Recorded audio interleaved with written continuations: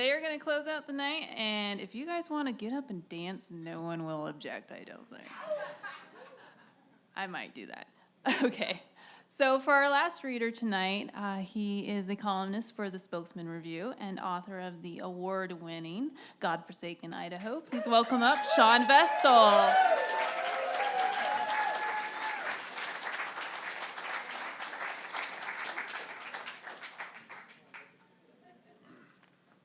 Thank you. Thank you all for being here. And how about a round of applause for Keeley, second year organizing this great event.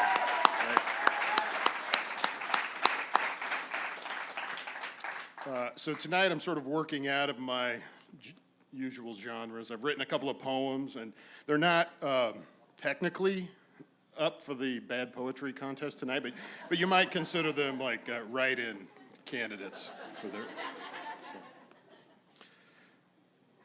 This light's freaking me out. To the homeless man in the Stanford sweater. The food goes on a metal tray. The line goes back to the back of the room, goes out of the room and into the street, where the cars that pass have computer systems that speak to the stars. You could get on any street and drive the rest of your life, if only you had a thing to drive in and the fuel. The food goes on a metal tray, and they're all the same. No point in checking to see which is bigger or better, which one has the kind of roll you like, or fewer tomatoes in the salad. Some of the trays are shinier than the others, like anything. The line goes back and out the door, across the oceans and the decades, the line where people stand to eat. I would have laughed at that shirt once, at you in that shirt, cardinal red, blocky white letters in a font you could drive the rest of your life if you had the fuel. Stanford. I know someone who was a visiting professor there once, and now a meaningless filament runs from him through me to you. Through me, who once sent an application there to Stanford, who once chose that name only for its sound and its shape, because it seemed to mean another place, another life. Chose Stanford and architecture, not knowing where Stanford even was, not the city or the state. Chose it because a person who went there would be a different person than the one I feared I was. I wish you were an alumnus, sir, you there with your metal tray, an alumnus of the architecture program, fallen, but only briefly, soon to rise and invent again new shapes for us to live in.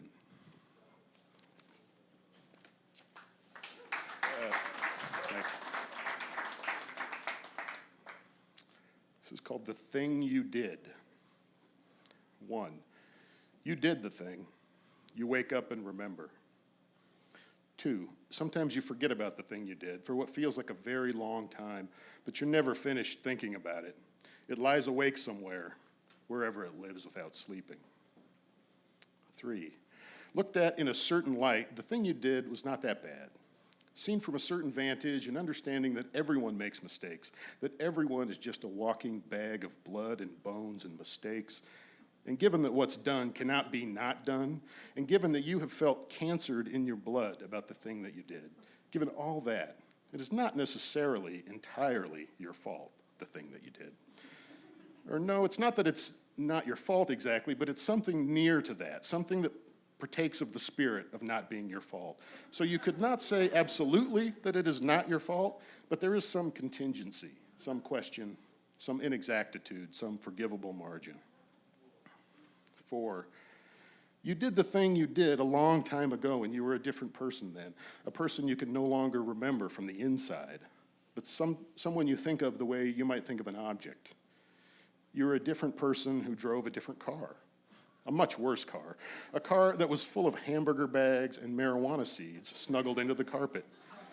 The reasons you did the thing you did had to do with the difference between who you were then and who you are now.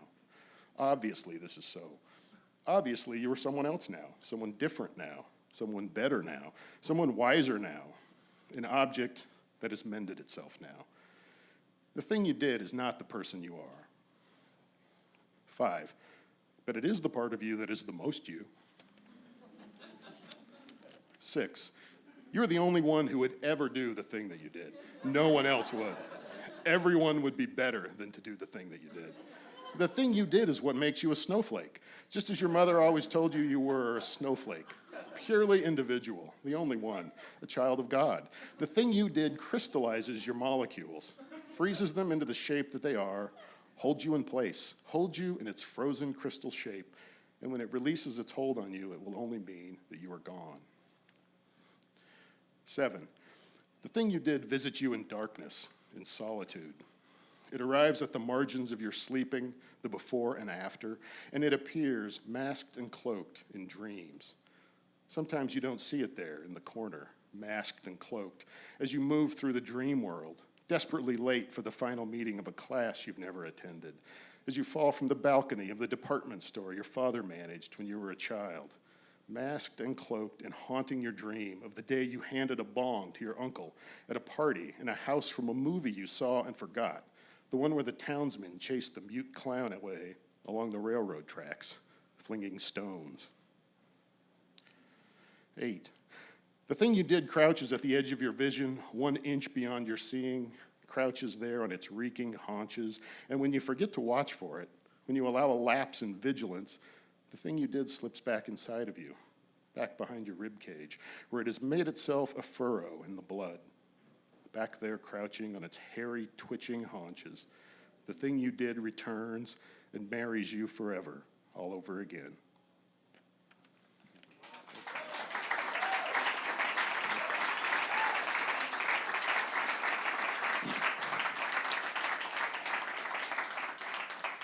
Thank you. This is called Pomme de Mort. Box on the porch, globes and oblongs, heirloom and beefsteak, bloody, bruisey, splitting skin. We're going to do something to you, summer fruit.